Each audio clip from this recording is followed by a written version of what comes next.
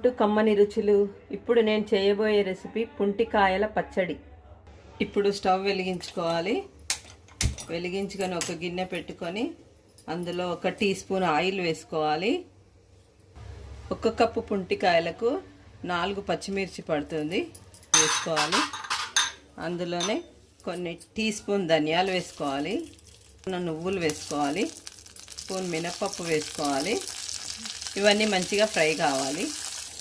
ఇవి పచ్చిమిర్చి, ధనియాలు, మినపప్పు మంచిగా ఫ్రై అయిపోయినవి. ఇప్పుడు మిక్సీ జార్లోకి తీసుకోవాలి. అదే గిన్నెలోకి ఇప్పుడు పుండుకోవాలి. ఇది ఎప్పుడు దొరకదండి, ఇది సీజన్ డిసెంబర్ జనవరిలోనే దొరుకుతుంది. ఇవి కూడా ఇలా ఫ్రై చేసుకోవాలి. ఇది మూత పెట్టి మగ్గించుకోవాలి. చక్కగా మగ్గుతుంది. ఇది చక్కగా మగ్గిపోయింది. ఇప్పుడు స్టవ్ ఆఫ్ చేసుకోవాలి. ఇప్పుడు మిక్సీలో కొంచెం పసుపు,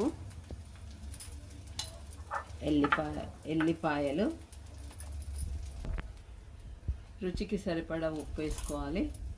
ఇప్పుడు వేయించుకున్న పుంటికాయలు కూడా ఇందులో వేసుకోవాలి.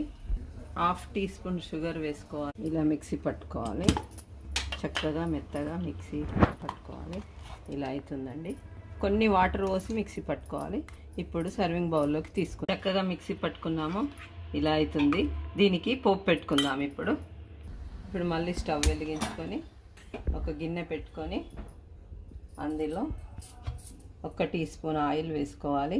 జీలకర్ర, ఆవాలు, మినప్పప్పు, ఎండుమిర్చి, ఈ పోపు దినుసులు ఇందులో ఆయిల్లో వేసుకోవాలి. ఇది చక్కగా ఫ్రై కావాలి. ఇప్పుడు ఏంటిదంటే పచ్చడి చేసుకోవచ్చు. పాలకూర పప్పులో కానీ, తోటకూర పప్పులో కానీ. ఇప్పుడు మనం చింతపండు రసం వేస్తాము, చింతకాయ రసం వేస్తాం. కాకుండా పుంటికాయలు కూడా వేసుకొని చేసుకోవచ్చు. పోపు చక్కగా ఫ్రై అయిపోయింది. ఇప్పుడు పచ్చడిలోకి వేసుకుందాము. ఇందులో వేసుకున్నాము. ఇప్పుడు ఇది వేడి అన్నంలో కలుపుకొని తింటే చాలా రుచిగా ఉంటుంది. ఇందులో సన్నగా కట్ చేసిన ఆనియన్ కూడా వేసుకోవాలి. ఇలా కట్ చేసుకోవాలి, ఇందులో వేసుకోవాలి. ఆనియన్తోని ఆనియన్ కూడా పుల్లగా కారకారంగా చాలా రుచిగా ఉంటుంది. కరివేపాకు కూడా ఇలా ఫ్రై చేసి వేసుకోవాలి. ఇది వేడి అన్నంలో తింటుంటే చాలా రుచిగా ఉంటుంది. ఇవి ఆనియన్స్ కూడా కారకారంగా పుల్లంగా మంచిగా